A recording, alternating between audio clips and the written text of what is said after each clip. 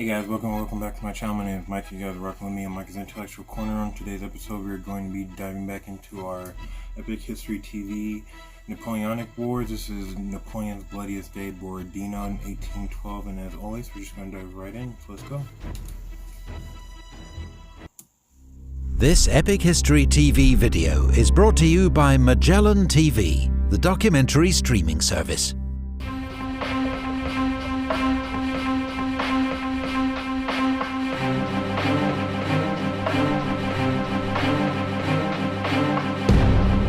Russia, 1812.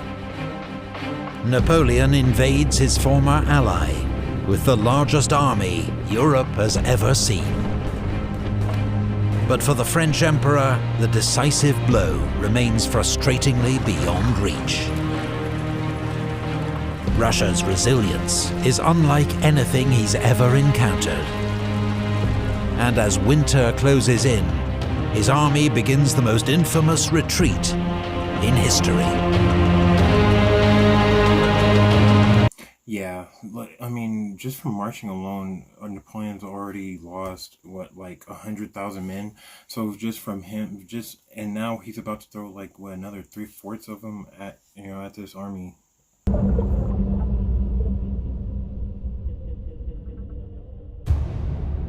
September 1812. 10 weeks had passed since Napoleon invaded Russia with more than 500,000 men. The French Emperor wanted a quick victory over the Russians, one that would force Emperor Alexander to make peace and agree to French terms. But at Vitebsk, and then Smolensk, the outnumbered Russian army had narrowly escaped his clutches. The holy city of Smolensk had been virtually destroyed. Napoleon had advanced deep into Russia, and months of marching had left his army decimated by disease and exhaustion. It was now half its original strength, and summer was nearly over. Yeah, and you can tell that the morale of these conscripts are probably most likely at an all-time low. I mean, think about it. These guys are literally hundreds to thousands of miles, away from their German, villages and their French villages and stuff like that, being forced to march into Russia.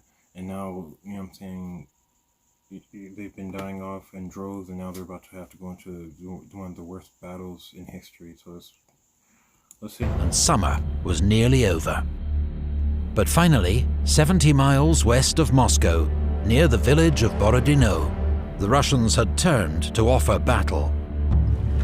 Napoleon would have a chance to win the decisive victory that he believed would end the war.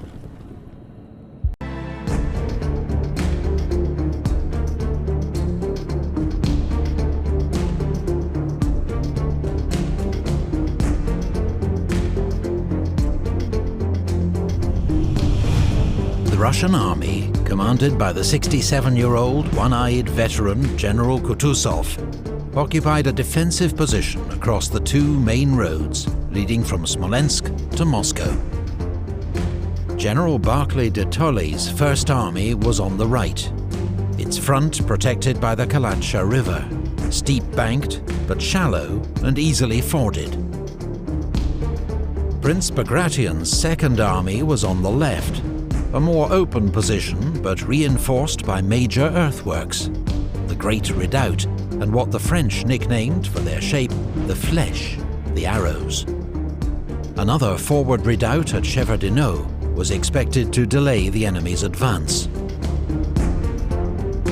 Historians still dispute the size of the Russian army, but it's likely Kutuzov had around 121,000 men and 680 guns at Borodino. Yeah, just by this front alone, you can tell this is about to be epic, because this is a huge front, It's a huge army, and if I'm not mistaken, Napoleon's army is actually a little bit bigger than this army, so, it's about to be huge. 21,000 men and 680 guns at Borodino. On the 5th of September, Napoleon's army began to arrive from the west. Around 130,000 men and 585 guns. Napoleon quickly saw that the Borodino redoubt would have to be taken before he could deploy his army, and ordered an immediate assault. The attack was led by Compan's 5th Division of the 1st Corps, supported by the Polish 5th Corps to the south. In several hours of heavy fighting, the redoubt changed hands more than once. But late that evening, the Russians finally withdrew to their main line, and the redoubt fell to the French. Its capture had cost them an estimated 4,000 casualties, while the Russians lost around 6,000 men. Napoleon noted how few prisoners were taken, a worrying sign of the enemy's unbroken resolve. Well, here's my thing. The fact that 10,000 men died in a prelude battle is not a good omen, you know what I'm saying? That's a lot of men that just died in a battle that really wasn't all that important. It was just for a position. So, you know what I'm saying? That's a pretty bad indication of what's about to happen. A worrying sign of the enemy's unbroken resolve. Both sides spent the next day preparing for battle.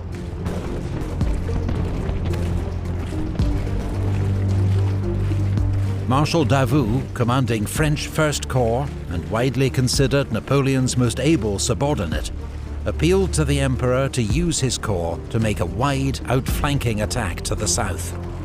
But Napoleon dismissed the idea as too risky, and instead began preparing for a massive front. Honestly, Davout's plan probably could work, because if you look at their flank on the left side, it's really not that strong. So it probably could have been easy to be able to hook it up into the, you know what I'm saying? It began preparing for a massive frontal assault on the Russian defenses.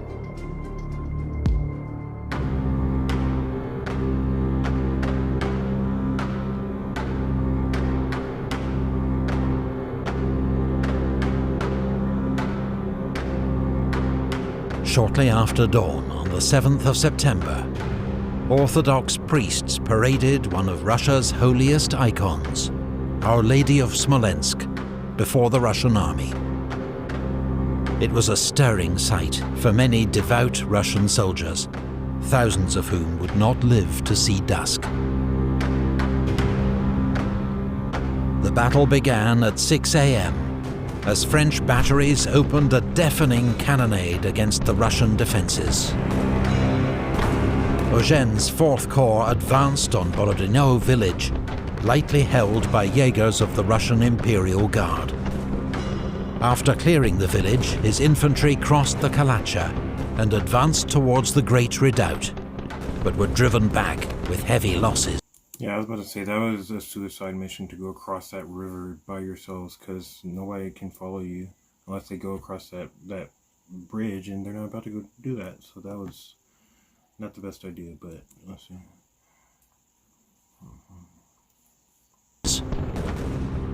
The Russians burned the bridge across the river, but did not launch a counterattack, and Eugene was able to move cannon into the village to put flanking fire on the Great Redoubt. In the centre, Davout's 1st Corps began its advance against the Fleches, coming under heavy fire. While on the right, the Polish 5th Corps, ordered to take Utitsa, got held up in the woods and ravines. Their slow advance allowed Tushkov's 3rd Corps to send a division north to reinforce the Fleches defences. Kutuzov, at his headquarters in Gorky, took little part in the battle, leaving tactical decisions to his subordinates. Barclay and Bagration had spent most of the summer arguing furiously over strategy, but in the hour of crisis, they put their differences aside. That's good. Hopefully their differences doesn't hurt them in the long run, because I know that, if I'm not mistaken, Barclay's more cautious, while Bagration's a little bit more, like headstrong. He wants to get stuff done, if I'm not mistaken. So hopefully it doesn't hurt them. Hour of crisis, they put their differences aside. They could see the main French attack was falling on the Russian centre and left. So Barclay ordered General Bagavout's 2nd Corps south to reinforce Bagration. Fighting around the Flèche intensified as the French captured one of the earthworks, only to be driven out by a Russian counterattack. Davout himself was injured in the fighting as he fell from his dying horse, but he refused to leave the field. When Russian cavalry counterattacked, Marshal Murat himself led the French cavalry forward to meet them. Ney's Third Corps now joined the attack on the Flèche. A charge by Russian cuirassiers forced Murat to take shelter in a square of Württemberg infantry. Murat, with his flamboyant dress and reckless courage, had now even made a name for himself among the Russians. The Cossacks in particular saw him as a kindred spirit, and were eager to capture him alive if they could. To the south, Polish troops now took Utitsa, which the Russians set ablaze before withdrawing. But General Bagavout's reinforcements arrived just in time to shore up the Russian flank. Around 10 AM, Eugène launched another attack on the Great Redoubt. It was briefly captured by Murat's 1st Division, before his men were thrown out by a ferocious Russian counterattack. The Russian army's 27-year-old artillery commander, General Kutesov, was killed leading one of these counterattacks. A heroic death, but a blow to the organization of Russian artillery for the rest of the day. Yeah, and that had to be a huge morale drainer too, to see the their leader get cut down right in front of them. Because then you got to think, after that there has to be a huge rush for to essentially replace him and stuff like that. And if you can't do that, then who knows when your next command's going to come from and everything else, and it messes everything up. So of Russian artillery for the rest of the day. Fighting continued to rage around the Flèche earthworks. Some counted as many as 6 major French assaults, involving 45,000 troops, with hundreds of cannon on both sides, pouring fire into the packed ranks. More than once, French infantry fought their way into one of the Russian positions, only to be driven out again at bayonet point. Junot's Westphalian Corps was sent forward in support, helping to clear Russian skirmishers from the woods to the south. General Bagration was close to the action, overseeing the defense of the Flèche, leading forward reinforcements and ordering counterattacks. Around 10 AM, he was hit in the leg by shell fragments. Mortally wounded, he was carried from the field. Shaken by the loss of their iconic commander, the exhausted Russian infantry began to fall back. The French finally took the Flèche. Marshal Murat then led forward Friant's division, First Corps' last reserve, supported by waves of heavy cavalry. And now we have another huge morale deflator right here, so we can see this is most likely, starting to not go towards, the Russians' favor as much as we probably would, hope. On both flanks.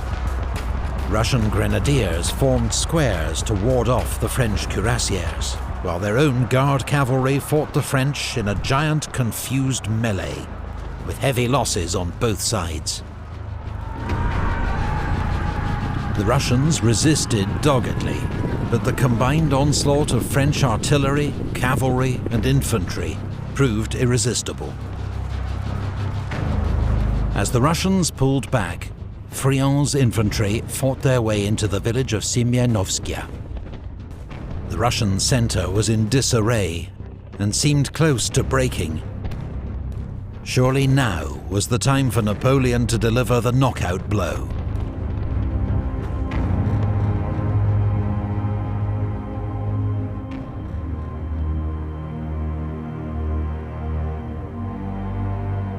Now, as a young conscripted soldier, can you imagine seeing that statement come from your from your higher up, or hearing that come from your higher up. Like, what would you think if that happened to you? You know what I'm saying?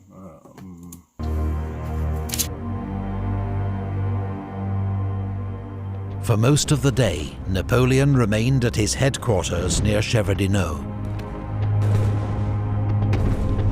Those around him later said that illness, as well as the exertions of the long campaign, had left him tired and irritable. As the Russian centre buckled, Murat and his staff urged him to send forward his last reserve, the Imperial Guard. The Emperor refused.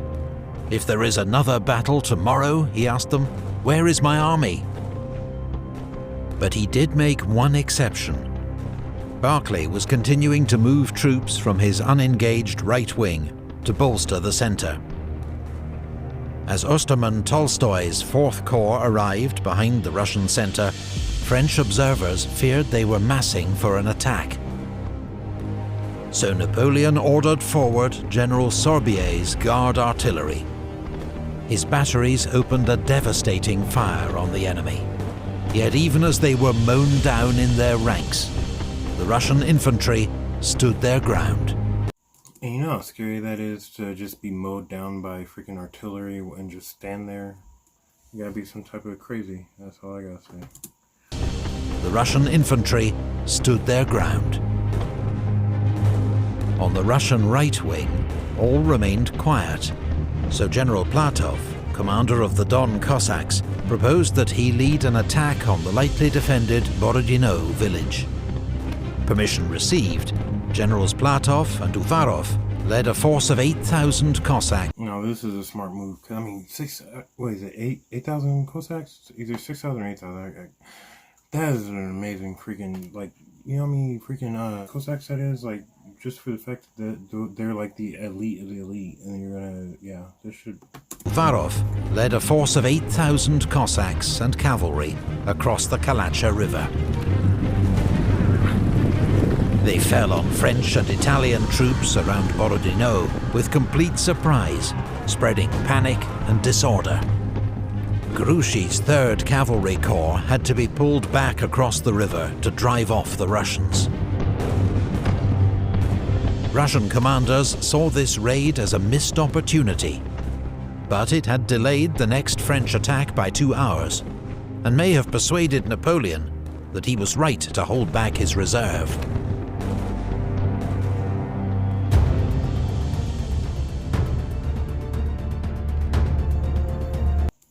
Can you guys just imagine the body count at this point, you know what I'm saying? Like, because obviously they can't just mid-battle, you know what I'm saying, just stop it, everything, and start picking up bodies. Like, they're just on the ground rotting, and it's probably getting pretty bad.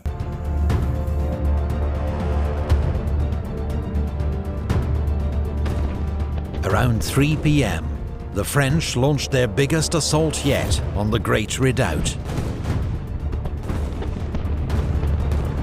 Russian gunners targeted the French infantry advancing to their front, allowing French cavalry to outflank the redoubt and charge it from the rear. Saxon cavalry were first in, cutting down Russian infantry and gunners almost to the last man. It was an astonishing feat by the horsemen, against all the rules of war, and testament to the ferocity of the fighting.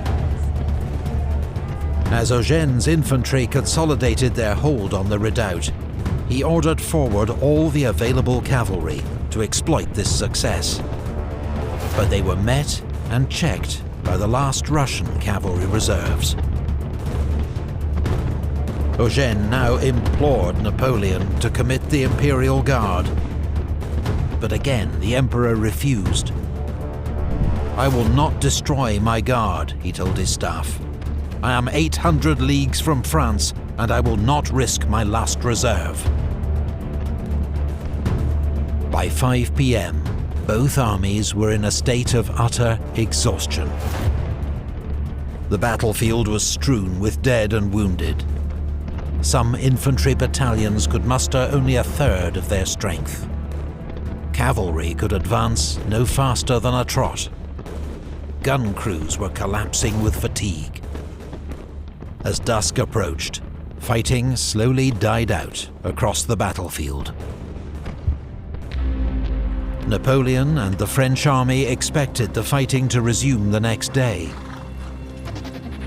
But by dawn, Kutuzov, having learned the full, horrifying scale of Russian losses, had ordered a withdrawal.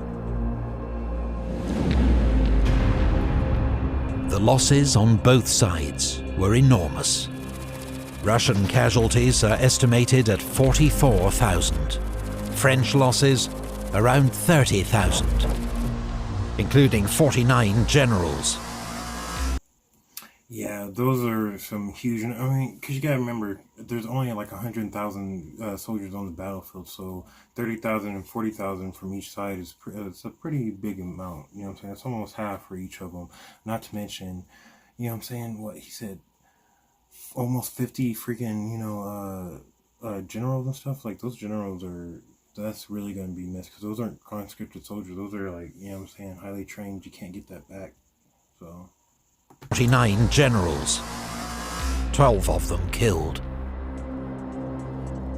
Borodino would prove to be the bloodiest single day of the Napoleonic Wars.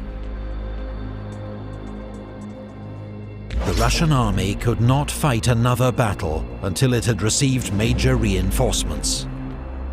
And so Kutuzov decided that he must abandon Moscow. On the 15th of September, a week after his victory at Borodino, Napoleon entered the city. He would find it virtually deserted, and already the first fires starting to burn. Thank you to the artists Alexander Averianov. Alright guys, we'll go ahead and end it right there. So yeah, I mean that is just insane when you think about it. Just, you know, the amount of dead bodies that was produced by this, and not even done. But yeah, I'll see you guys when I see you. I'm out. Peace.